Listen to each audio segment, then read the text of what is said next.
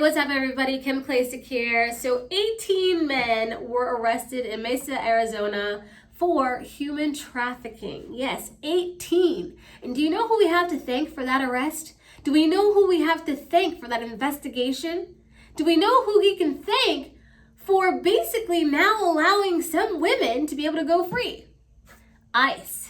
Yes, ICE. Now, this is an important story. Why? Because we're seeing everything unfold in Afghanistan. We're seeing the Taliban take over. We know how the Taliban already treat women, right? They apply Sharia law.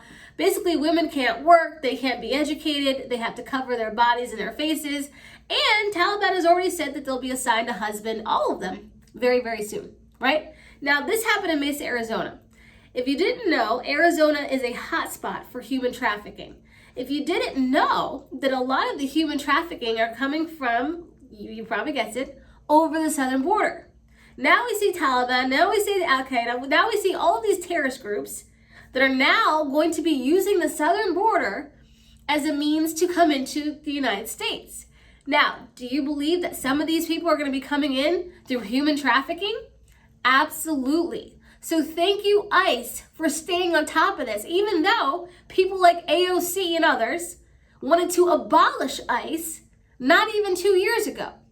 It's interesting now that AOC sees everybody in cages. They see people overwhelming the southern border, those having COVID, those being infected daily, those being released in our catch and release program absolutely anywhere in the United States with no money, no food, no transportation, no shelter, no nothing. But AOC has nothing to say about that.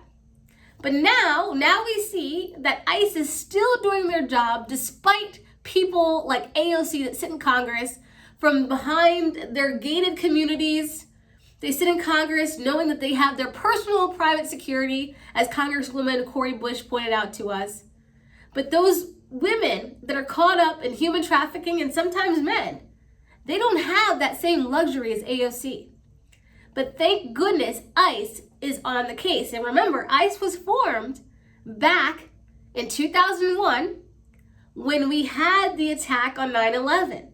That was our response. President George Bush added ICE as part of the response to do something about Al-Qaeda. So again, thank you, ICE. Thank you to all of our men and women basically serving this country, making sure things like this doesn't happen, making sure things like this isn't in your own backyard. But we will keep a close eye on this because, of course, the southern border, I'm sure, is a target for all of these terrorist groups watching what's going on. And we have nothing but the Biden administration to thank for that.